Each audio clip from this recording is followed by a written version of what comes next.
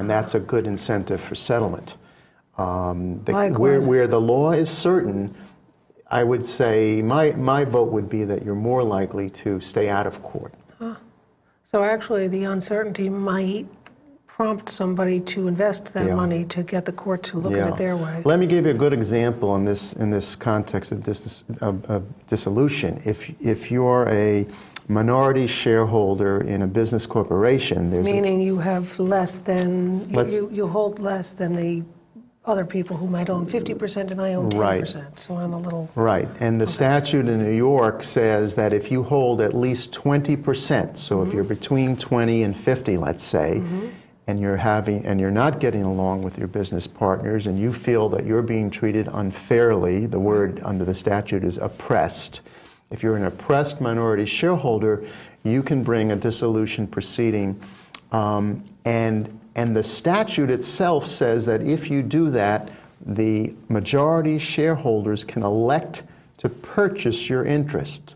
So you never even get into this issue of dissolution and whether the minority shareholder... Sorry, just let me back up. How did that minority shareholder of more than 20% and less than 50, because they're a minority, how'd they get how'd they get to that spot? I mean, did they bring an action? I missed what you said. Right. If in a typical scenario where you have a minority shareholder who maybe they've been fired from their position with the company, and that's typically the way these things work. You lose your job, which is really your only return on your investment as a shareholder, and now you can't negotiate an amicable solution, so you go into court under the statute that allows you to ask the court to dissolve the company. But the beauty of the statute is that it also allows the majority shareholder to elect to purchase your minority interest. So just like that, it becomes an issue of not whether this company should be dissolved, but how much. How much is the minority interest worth? And so that gives a certain amount of certainty. Right. And if both sides know, and their lawyers know, that this is where it's headed if we can't work something out, it does provide a greater incentive to work it out in advance and spare both sides the disruption and the cost of what could be an expensive litigation. Who buys those shares? Let's say that I'm the 25% owner. I have more than 20 but less than 50, and I'm dissatisfied. I feel oppressed, and so I bring an action in the court saying I'm unoppressed. And now you're the other side, and you say, "That's fine, Theresa. I'll buy you out." Who buys me out? The statute gives me or my client the option to either buy individually or to have the corporation buy the interest. And usually it's the corporation that is the buyer, for tax reasons. But from the standpoint of you, the minority shareholder, as long as you're being bought out, unless there are some security issues, you don't really care who's going to buy you out. Well, let's get to that issue of appraisals, because that's one of the issues that you were talking about that I thought was interesting, is how does my percentage interest get appraised? Who does that? Are there people who... In the setting of a court action where there's been a dissolution proceeding and an election to buy out, if the parties cannot at that point agree on what the interest is worth and what the price should be, typically what happens is that each side will then engage their own business appraiser. And then sometimes with the help of the appraisals, depending on how far apart or close together they are, that could lead to an early settlement. If they're still very far apart, it really then is up to the court ultimately to make the determination. Would the appraisal be based in part on the financial statements of the company? Very much so. The tax returns, the financial statements. Again, every business is different. So can there be that much discrepancy in terms of what the value is? If we're looking at the same, how tremendous. Is that tremendous? Particularly, let me again contrast something like a business that is primarily a real estate holding company.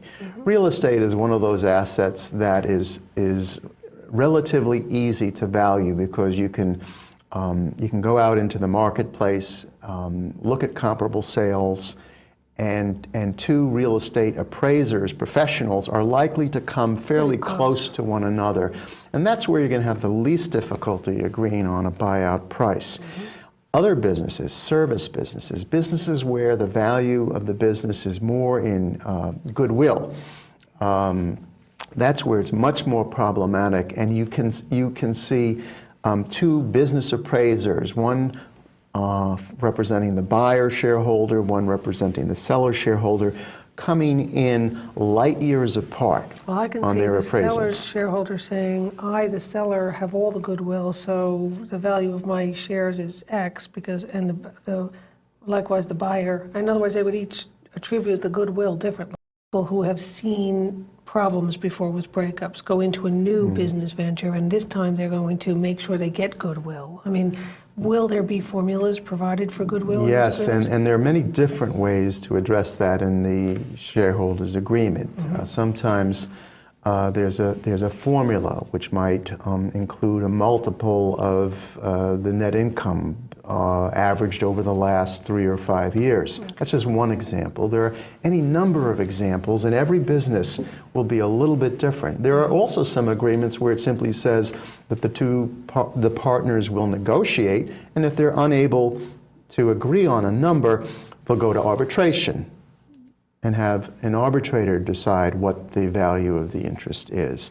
Or they'll each pick a business appraiser. Right. And if those two business appraisers are within 10% of each other, you split the difference and that's your number. If they're more than 10%, those two appraisers will hire a third appraiser. Again, this is just another example of typical ways in which in the shareholders' agreement you can upfront put in place a mechanism for an exit of one of the business partners. One of the best one of the most, let me strike the word best, one of the most frequently used mechanisms is called what we lawyers call the shotgun provision.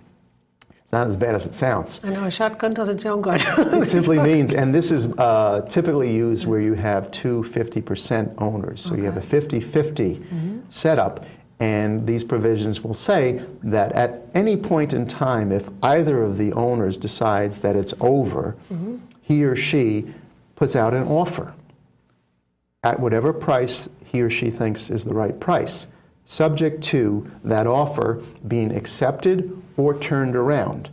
In other words, the offeree has the option of either accepting the offer and buying out the offeror or selling their interest. So if you and I are 50% owners and we can't agree, if I come to you first with an offer, $5 million, whatever, I better be prepared to pay the $5 million. That's because right. if you say no, you can turn it around to me and say, no, I don't want to buy, but I'll sell. That's exactly right, and that's the theory of it, to keep it a fair and honest offer. Okay.